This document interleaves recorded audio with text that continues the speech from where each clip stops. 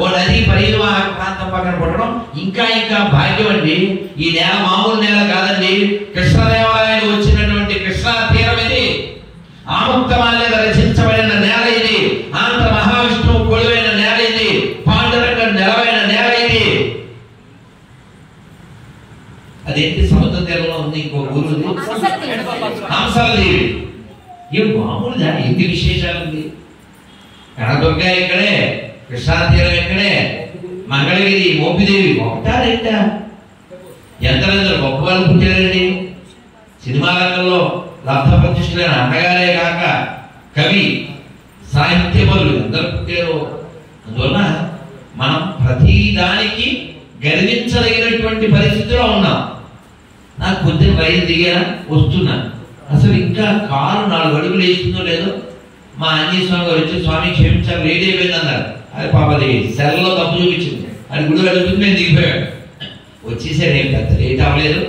Car ఎక్కి 4 అడుగులు అలా వస్తున్నాం. అక్కడ ఒక గొర్రె సంబంధించిన, ఈ పక్కన ఇంకో గొర్రె సంబంధించిన. ఇంకా ఎందుకు గొర్రెలు అవ్వాలి? ఎందుకు గొర్రెలు అవ్వాలి?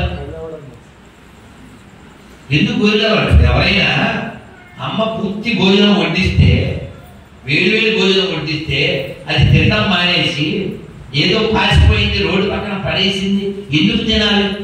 ఎంత వైభవం కలిగిన నేలలో పుట్టామండి. పౌరుష ప్రతాపానికి పేరు కలిగినటువంటి నేలలో పుట్టాము. మీకు విజయరామరాజు పేరు విన్నారా? వాడు తిట్టకూడదు కానీ గోరమొగ్గు వెళ్దాం, కేవలం ఈగో అండి, ఏమీ లేదు. వాడు ఆ కోళ్ళ పందాల్లో ఓడిపోయాడు, అంతే. ఈగో వచ్చేసింది. ఎవరితో కలిసాడు? బుస్సితో కలిసాడు. బుస్సి ఎవడండి? బ్రిటిష్ వాడు. వారితో కలిసి గోపిల గోడ మీద ఫిరంగులు దాడి చేయించాడు. రంగారాయుడిని వాళ్ళని అందరినీ వెన్నుపోటు కూర్చొని చంపించాడు. ఈ తాండ్ర పాపారాయుడు వచ్చి వాడి గుండెల మీద కూర్చొని కత్తి తీశాడు. ఆ బాబు తీస్తే పాపయ్య ఇది ధర్మం కాదన్నాడు. ఏరా, వెన్నుపోటు పొడిచినప్పుడు ఇది ధర్మం నీకు గుర్తులేదా? నీకు ఇదే సాక్షి, ఇదే శిక్ష అని పొడవపోతే నీకు బొబ్బిలి కోట చేస్తాను ఏడుకో అన్నాడు. బొబ్బిలి కోటని విదేశీ తొత్తులతో కలిసి శ్మశానంగా మార్చేవు కదరా. ఆ శ్మశానాన్ని ఏడుకోవడానిక? నీ ప్రాణాల కోసం ఆ శ్మశానాన్ని నాకు ఇస్తావా? నన్ను నడిగుంటే 4 గుళ్ళు చేయించి నీకు ఇచ్చేవాడిని కదరా అని చెప్పి నీకు ఇదే శిక్ష అని వాడిని కూడా చంపేస్తారు. చంపేసిన తర్వాత అమ్మా మల్లమాంబ శత్రువుని నిర్మూలించి నా ప్రతి నెరవేర్చుకున్నాను తల్లి, ఈ లోకంలో నాకెవరు లేరు, నేను వచ్చేస్తున్నాను తల్లి అని ఆయన పొడుచుకోబోయాడు. వాడు వస్తాడు దూసిగాడు, అరెస్ట్ చేయమంటాడు. అప్పుడు చెప్తాడు, ఎంత చేట ఎప్పుడు జరుగుతూ చెప్తాడు పాపరాయుడు, మీరా మమ్మల్ని బంధించేది? ఈ మాతృభూమి రక్షణకై పుట్టినటువంటి ఏ వీరుడు ఒకరి చంపడమో ఒకరి చేతిలో చావడమో జరుగుతుంది తప్ప ఇంకొకరి చేతిలో బంధింపడం జరగదు.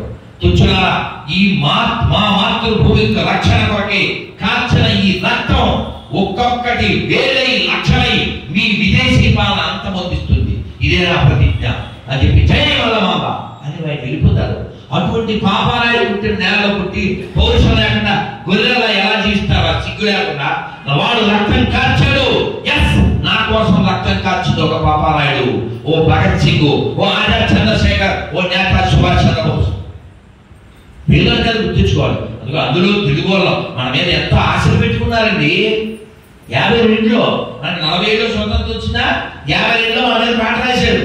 అది కమ్యూనిస్టే ఆయన, అంటే అంత నికృష్ట కమ్యూనిస్ట్ కాదనమాట. అప్పటికే అంటే కృష్ణ అని మంగళగిరి ఎమ్మెల్యే, పల్లెటూరు పిల్ల.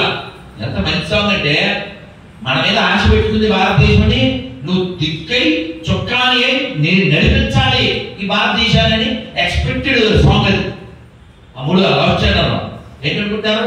వీర రక్తపు దార భారబోసిన సీమ పలనాడు నీదెరా వెలనాడు నీదెరా బాలచంద్రుడు చూడ ఎవడోయి తాండ్ర పాపయ్య కూడా నీ బోడోయ్ తాండ్ర పాపయ్య కూడా నీ బోడోయ్ చెయ్యెత్తి చెయ్యి కొట్టు తెలుగోడా గతమెంతో గల కీర్తి గలబోడా. ఏ దిక్కుమాల 25 పార్టీ సాంగ్ అనుకోకండి, పాపించడం వల్ల ఇది తెలుగు వారి యొక్క వైభవం అర్థమైందా? అది పార్టీ కుక్కలు, కులం కుక్కలు ఏ నదుల్లోనే దూకుతా ఉంటాయి. ధర్మానికి కుక్కలా ఉండాలి కానీ పార్టీ కుక్కలు ఎందుకండి? వీరాంజనేయుడికి రామాంజనేయుడికి పడదు, సుబ్రహ్మణ్యానికి బాలసుబ్రహ్మణ్యానికి పడదు. ఎందుకంటే ఈడో పార్టీ కుక్క, ఆడో పార్టీ కుక్క, ఆడో కులం కుక్క, ఈడో కులం కుక్క. అరే నిన్న బాంబులు పెట్టి